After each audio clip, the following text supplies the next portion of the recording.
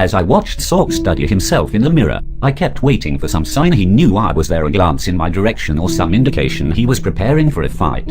But there was none. He continued to practice smiling for a few more moments, and then he replaced the photo on the mirror and left the room.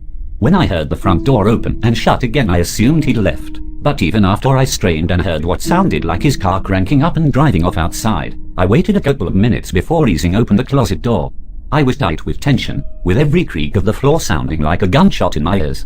I crept to the back door, constantly looking around for some sign that Sork had silently doubled back to trick me into thinking he had left. But no, he seemed to truly be gone. Peeking out the back door window, I made my way out onto the back porch and across his yard. When I was back to my car, I drove around to his street and Sork's car was gone. I had no way of knowing where he had went, but I decided that was okay. While I didn't have definitive evidence he was a killer yet, the strangeness I had observed that night made the idea a lot more credible. Tired, I went home and tried to get some sleep with little luck. 2 days later I received one of my distant newspaper deliveries.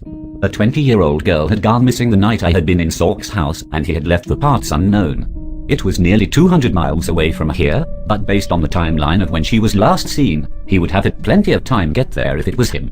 Even not knowing if he were to blame, I felt terrible. Responsible.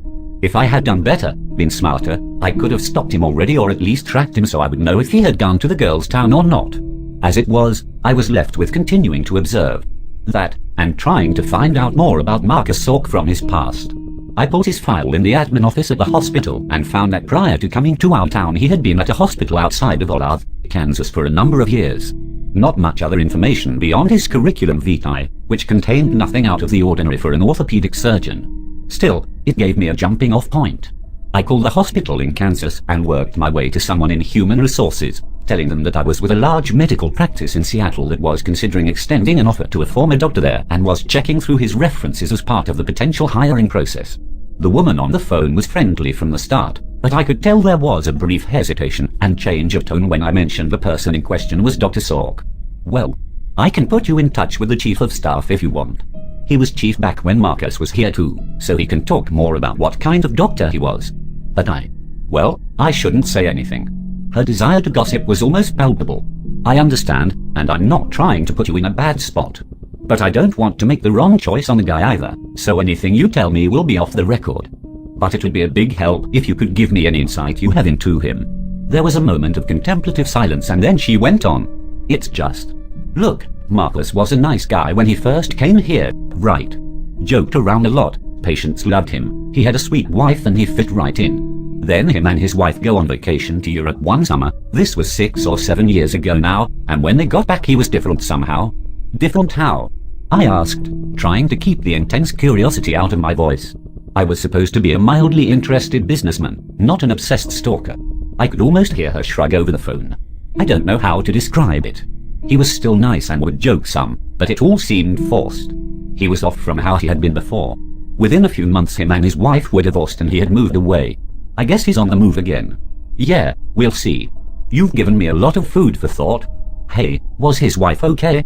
I mean, did everything turn out okay for her? I could sense her hesitating again, and I was worried I may have pushed for more than she'd give. Luckily the gossip in her won out as she let out a small sigh. Yes, I guess so, bless her heart. She still lives around here, so I see her from time to time.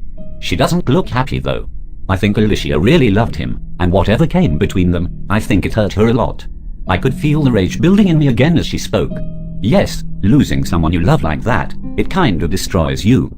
Thank you. Thank you for the help, you've given me a lot to go on. Don't you want to talk to the chief? I gave a small laugh I didn't feel. No, I think I got what I needed right here. Thank you again. When I hung up the phone, I sat with my head in my hands for some time.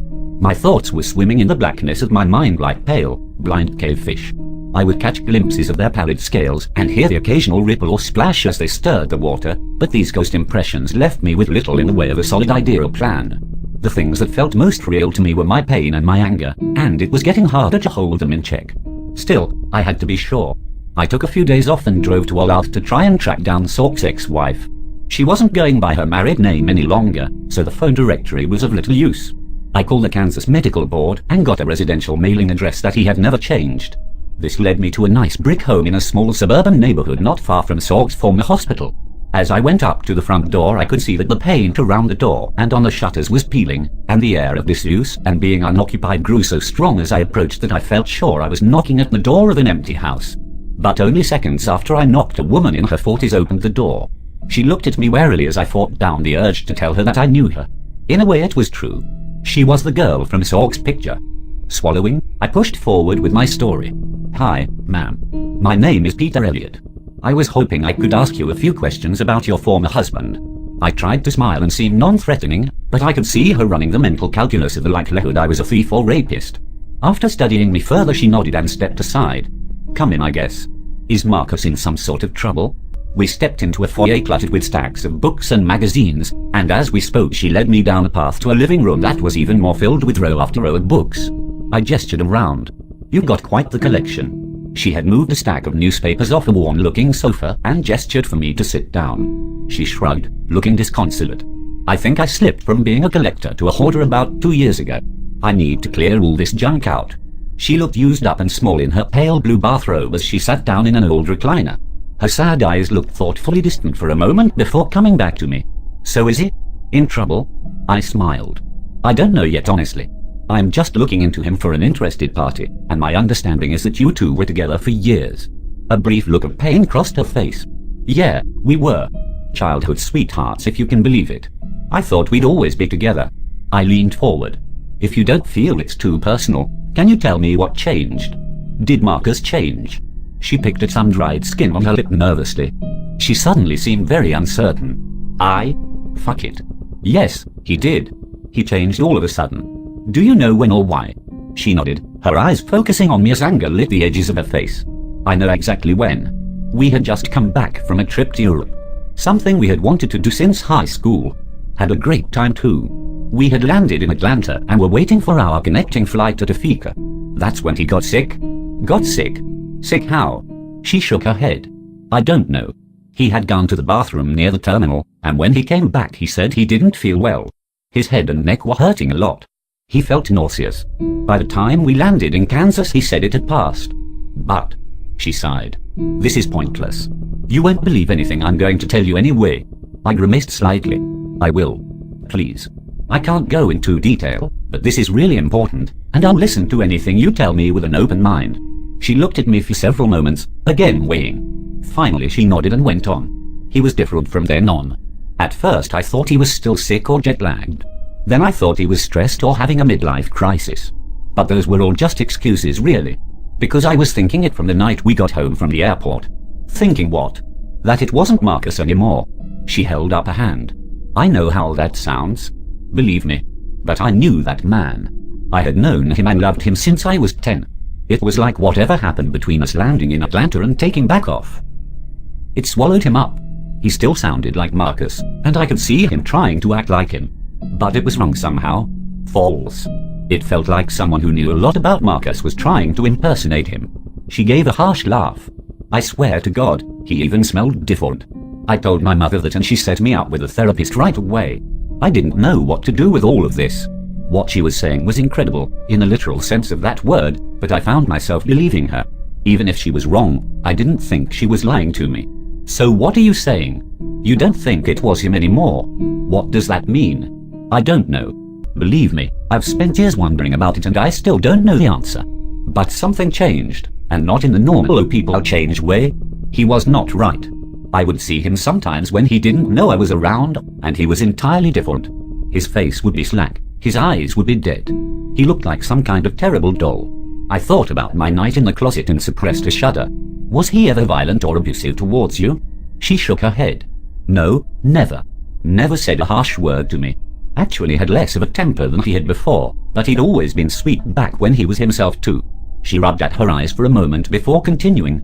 "But it didn't matter. I tried talking to him about it at first, tried to see if I could help, but when I finally accepted that it wasn't him anymore, I found myself just getting more and more withdrawn. More and more afraid of him." "What made you afraid of him?" She stood up, jamming her hands in the pockets of her robe as she began to pace around the open patches of floor in the room. "You ever been to an aquarium with sharks?" I nodded. "You know how they'll swim by, looking at you all calm and placid, but you know that behind that black eye they aren't calm or placid. They're just not ready to eat yet and they know there's glass in the way. That's the way I came to feel when Marcus was here. He would glide around me silently in the mornings and at night, his eyes seeing and not seeing me at the same time. And he was always calm, always grinning his fake sharp grin. And maybe it was my imagination, but I felt like whatever hunger he had, it was growing. And the glass holding him back was getting thinner. I realized I had been holding my breath and I let it out.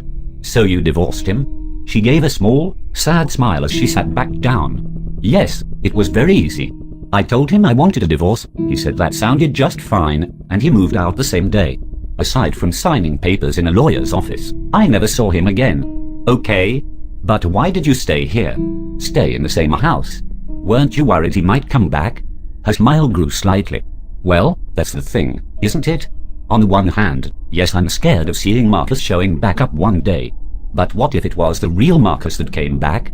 What if I had moved, changed my name, made sure he couldn't find me, and then it was the real Marcus, somehow back as randomly as he was taken away, and he came looking for me? What if he couldn't find me?